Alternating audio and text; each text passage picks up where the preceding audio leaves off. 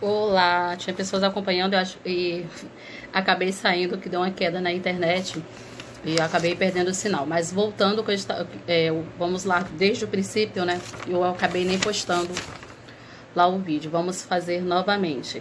Então, como eu estava comentando, essa lição desse trimestre e a primeira lição, né, dela, o objetivo dela é focar sobre o livro de Jó, a apresentação do livro de Jó. E eu acompanhei algumas aulas, né, a respeito deste livro, e algumas pessoas que acompanharam mandaram, né, algumas mensagens no Message, que é o meio ao qual eu tenho comunicado com vocês, que vocês têm me dado sugestões e continue lá dando as sugestões, e parece não ter ficado claro a respeito das figuras de linguagens. Né? Uma das questões, se não entendeu por que o livro de Jó é tido como poético, se não ver nenhuma poesia no livro. Para começar, eu falei no vídeo anterior que existe uma diferença. Se você estiver procurando rima no livro de Jó, ritmo nessas poesias, você não vai encontrar. Por quê? A poesia hebraica, né, que é a poesia que contém no livro de Jó, não é igual à poesia oriental, onde se encontra rimas, ritmos. Nós não vamos encontrar isso. A poesia hebraica ela é bem distinta, né, da poesia oriental. E o que vai fazer essa diferença, mas você vai conseguir identificá-la claramente, né? Porque não é só o livro de Jó que é poético, nós vamos ter o livro de Jó, vai ter o livro de Salmos, Cantares de Salomão também, o livro de Eclesiastes também, que é também um livro poético. Né? E em nenhum deles você vai encontrar rimas. Mas como que eu vou conseguir identificar? Eu tinha falado para quando formos ler o livro de Jó, lermos ele por completo, não ler apenas por etapas. Né? Depois disso, nós vamos compreender e conseguir identificar onde está essa poesia. Na lição, na primeira lição que foi estudada, no tópico 2, ela mostra a estrutura literária do livro de Jó. Fala que ele está dividido em prosa, né, e poesia. Mais poesia do que prosa. E fala sobre as figuras de linguagem, metáfora, porque eu acho que isso aí ficou tudo bem claro, quanto a metáfora que é utilizada, isso ficou bem claro, né? Até porque já é algo rotineiro que nós utilizamos, né? Esse tipo de expressão, tipo Maria caiu do cavalo, mas não queria dizer que ela caiu exatamente do cavalo, mas que se enganou, teve decepção, alguma coisa desse tipo e acabou, né, caindo do cavalo. Jesus, o leão da tribo de Judá, não que ele seja o animal, o leão, mas as característica, a qualidade, né, que exerce. Então isso aí eu acho que ficou muito claro. E a dúvida que ficou foi em relação a como é que eu vou identificar a poesia no livro de Jó. Bem, vamos lá. Eu falei que a poesia hebraica tem característica diferente e que ela vai distinguir em várias partes. Nós vamos separá-las em várias partes para poder nós conseguirmos entender melhor. Na lição falou sobre o paralelismo. Como é que ele funciona? Este é o estilo da poesia hebraica. O paralelismo, ele vai possuir semelhanças, correspondência entre duas coisas ou entre duas ideias e duas opiniões. Semelhança, correspondência, não está dizendo que é igual, uma semelhança entre duas coisas ou duas ideias ou duas opiniões. Né? Sequências de frases que nós vamos encontrar com estruturas gramaticais idênticas.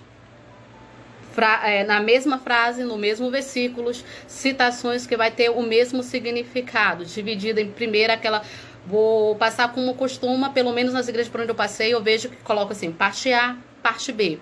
Essas divisões que eu vou colocar aqui, referir como primeira e segunda linha, eu vou estar referindo a parte A e a parte B do versículo para que possamos entender e compreender o livro melhor. Né? Outra característica do paralelismo são as repetições de versos e estrofes. Muitos, né, das antigas composições vai estar dessa forma. E por que o livro de Jó ele é classificado como poético? Né? Por causa da estrutura do diálogo entre Jó, que é uma característica, né, da poesia hebraica. A gente vai ver esse diálogo entre Jó e seus amigos, construído tudo através do paralelismo. Quais são os tipos de paralelismo que nós vamos encontrar no livro de Jó? Sintético é uma das formas do paralelismo sintético. Como é que eu vou identificar que ele é sintético? Na primeira parte do versículo ele vai trabalhar um pensamento e na segunda parte ele vai desenvolver e enriquecer a ideia da primeira linha. Um exemplo para ficar bem claro, no livro de Salmos, no capítulo não, Salmos não tem capítulo, é número, tá? É número. Salmos 19 e no versículo 1º, a gente vai encontrar um exemplo. Eu vou ler, diz assim, ó. Esse que eu estou passando, né, é o primeiro exemplo. Ó, sintético, na primeira parte ele vai trabalhar um pensamento e na segunda parte ele vai enriquecer o pensamento da primeira parte do versículo. Olha o versículo 1º. O céu anuncia a glória de Deus, a primeira parte, e nos mostra aquilo que as suas mãos fizeram. Percebeu? A primeira parte, o céu anuncia a glória de Deus, primeira parte. Segunda parte, e nos mostra aquilo que as suas mãos fizeram. A segunda parte, ela está enriquecendo a primeira parte. Essa é uma característica do sintético. Porém, o paralelismo sintético, ele vai dividir em 3, que é conclusão, comparação e razão. Esse versículo aqui que eu acabei de ler é uma conclusão. Finalizou ali. O céu anuncia a glória de Deus e nos mostra aquilo que as suas mãos fizeram. Pronto. Ponto. Acabou aí. A comparação, no mesmo livro de Salmos, 118 e 9.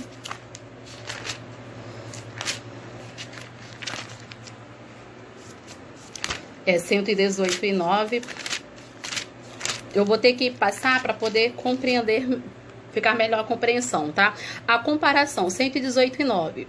É melhor confiar no Senhor, primeira parte, do que depender de pessoas importantes.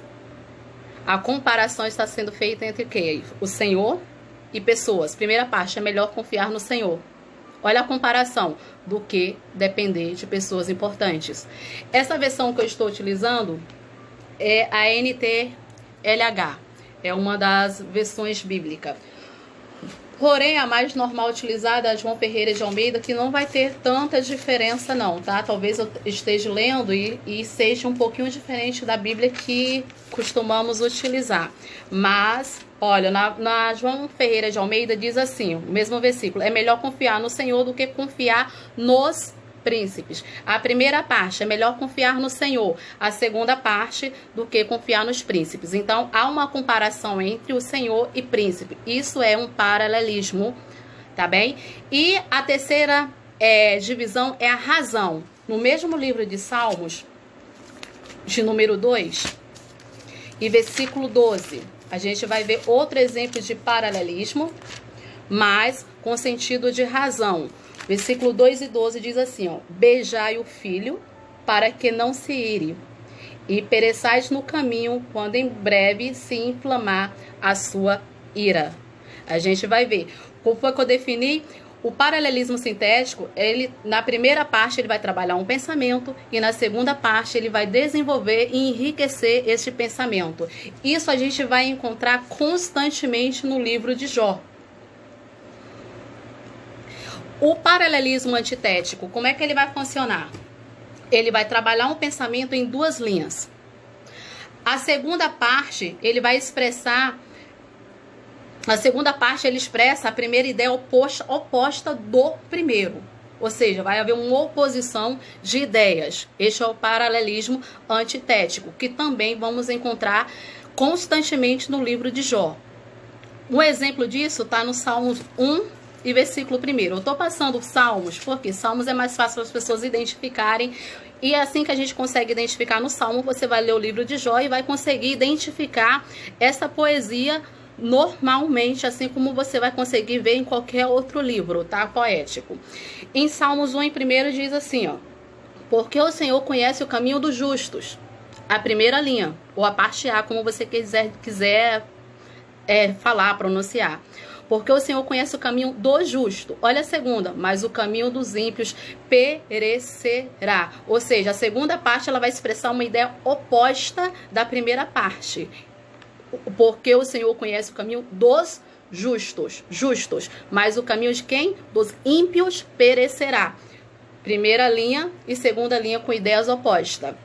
A segunda parte sempre vai expressar a primeira, tirar lá da primeira parte a ideia oposta para poder comentar. Tipo, a primeira parte vai estar referindo-se ao bem, a segunda parte vai estar referindo-se ao mal. A primeira parte vai estar referindo ao dia, a segunda parte vai estar referindo à noite. Isso é paralelismo, e é isso que quando eu falo que é um livro poético, poxa, mas eu não estou encontrando nenhuma rima. Não vai encontrar. Rima é para poesia oriental, para nós. A poesia hebraica não existe rima, vai trabalhar com paralelismo, por isso que nós não vamos encontrar em nenhum dos livros poéticos rima nem ritmo. Paralelismo nós vamos encontrá-los a todo instante. Tanto o antitético, né, que vai ser o mais fácil de ser identificado, porque são ideias opostas, né, a segunda parte do versículo sempre vai ser o oposto da primeira, né, o sintético, que eu falei que ele vai dividir em três, que é conclusão, comparação e razão, sendo que a segunda parte sempre vai estar enriquecendo a primeira ideia inicial do versículo. E existe também o paralelismo em relação ao sinônimo, que é bem mais fácil de ser identificado. Ele vai trabalhar uma ideia expressa duas vezes com termos diferentes nas duas linhas. O Salmo 113, versículo 7, para que possam compreender. Salmo 113 e o versículo 7. Que do pó levanta o pequeno e do monturo ergue o necessitado. Duas vezes com termos diferentes, né? A gente vai ver ideia expressa duas vezes com o mesmo sentido, mas com termos diferentes. E este é o estilo da poesia hebraica. Então não adianta a gente procurar ritmo, procurar rima, que nós não vamos conseguir identificar no livro de Jó, nem em qualquer outro livro. Quando essa lição foi proposta, né, eu achei muito importante, e seria muito importante, principalmente para os professores da EBD, focar, porque às vezes tem um aluno que, eu falo agora para quem ministra essas aulas da EBD, professores superintendentes principalmente, né, procurar entender o contexto. Se tiver dúvida, não tem vergonha nenhuma, não conhecer o conteúdo e procurar uma outra pessoa que tem mais afinidade no assunto, ou que possa desenvolver a ideia comigo, que possa desenvolver a linha de raciocínio que eu tenho, para que facilite a compreensão do aluno, porque não adianta eu chegar e passar que é poesia, mas eu tô lendo ali a poesia que eu conheço é diferente, eu não tô encontrando nenhuma poesia, então eu preciso entender, o aluno precisa entender, nós precisamos entender por que é uma poesia, porque eu não estou encontrando ritmo, tá? Desde que se trata, não é uma poesia oriental, sabemos que a Bíblia foi escrita em grego, hebraico e aramaico, totalmente diferente da língua portuguesa. Enquanto nós estamos preocupados em ter uma poesia com rima, né? Na versão hebraica, eles não estão preocupados com rima, mas com paralelismo, com a semelhança em desenvolver o conteúdo em um só versículo, mostrando realidades opostas, né, ou reforçando a ideia do primeiro versículo, né? É isto que é paralelismo, é uma sequência de frases com estrutura gramática idênticas, né? São repetições de versos, estrofes, que nós vamos ver. O livro de Salmos tem muito disso, né? A estrutura do diálogo, né, entre as pessoas, como é o caso do livro de Jó que nós estamos estudando, que vai mostrar esse diálogo entre Jó, entre seus amigos. Toda essa estrutura do diálogo que nós vamos ver no livro de Jó é toda baseada através de paralelismo. Então, cabe dentro do paralelismo que vai ter essas divisões. Nós vamos encontrar paralelismo em forma de conclusão, comparação, razão e sinônimos também. Então, é importante que nós conhecemos e conseguimos, né, identificar. Eu acho que a partir de agora, se alguém ainda tiver dúvida, pode ir lá no meu message, que eu procuro passar de uma forma melhor para que vocês possam entender melhor ainda, porque eu acho legal a compreensão do livro para poder a gente conseguir partir para frente, porque como eu falei, a abertura dessa lição do último trimestre fala sobre o livro de Jó, então só foi uma apresentação para que o aluno conheça o livro e então assim possa conseguir identificar, né, o que é uma poesia, o que é prosa, né, como o livro é trabalhado, de que forma que ele é trabalhado, né, e que nós possamos prestar bem atenção em todo o contexto do livro, para que nós possamos aprender mais. Tá? Então, só reforçando o que eu Paralelismo, então, é uma semelhança, é uma correspondência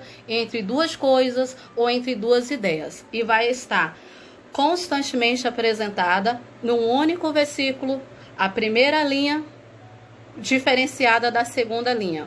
Ou a segunda parte vai expressar o oposto da primeira, ou vai haver uma comparação entre elas, ou vai haver uma razão, ou a primeira parte ou a segunda parte vai estar concluindo a ideia da primeira parte do versículo. Isso é paralelismo. Eu espero que isso tenha ficado bem claro, né? Para que nós possamos desenvolver aí, todas as vezes que a gente for ler o livro de Jó, livro de Salmos, né, Eclesiastes, né, Cantares de Salomão, a gente entender, né, Provérbios, nós conseguimos identificar e saber por que é poético. É uma poesia, assim, hebraica, que é diferente da nossa forma oriental, tá? Que nós possamos aprender. E qualquer dúvida, pode deixar aí no comentário, comente, tá? Dê sua opinião.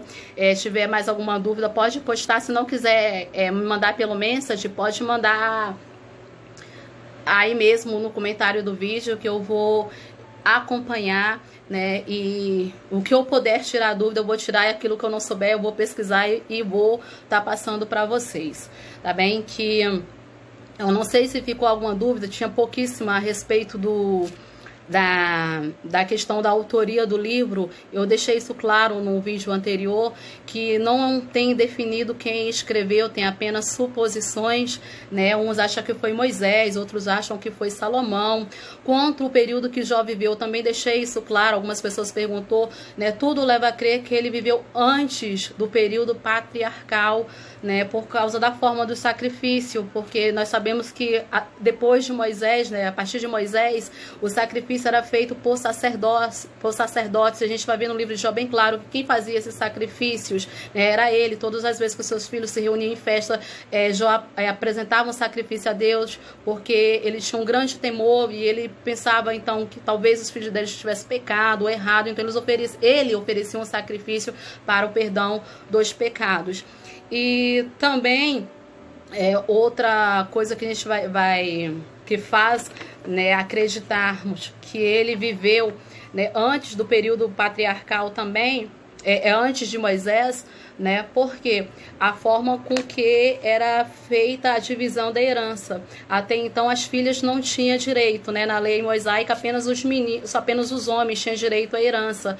E no livro de Jó a gente vai ver tanto as filhas quanto os filhos eram co-herdeiro de Jó, né? Algo bem diferente da lei mosaica. Por isso, acredita-se que o livro de Jó tenha sido escrito até mesmo antes do livro de Gênesis. Tá? Essa foi algumas dúvidas, eu não só estou passando por alto porque está no vídeo anterior que eu fiz a respeito disso. Bem, para não ficar muito longo, já estendeu bastante. Como eu falei, se tiverem dúvida, deixa aí no comentário, ou vai lá no Message, que eu acompanho tudo lá pelo Message e vou retirar a dúvida. Até sexta-feira eu vou estar passando a segunda lição, né? Que vai falar sobre quem era Jó. Eu vou estar gravando o vídeo a respeito dessa segunda lição. E continua assistindo, continua deixando as suas ideias. Quero agradecer a todo mundo que tem acompanhado. Não tem curtido, mas eu tenho visto lá as visualizações, muitas pessoas têm acompanhado, que, né, espero que tenha ajudado, né, vocês que tinham me perguntado, que tiveram essa dúvida. Eu espero que esse vídeo seja bem útil, né, que consiga compreender agora, né, como que funciona o estilo da poesia nos livros poéticos, deixando bem claro que é uma poesia hebraica que é diferente da poesia oriental. Tá? Que todos fiquem na paz, que Papai do Céu possa abençoar cada um de vocês.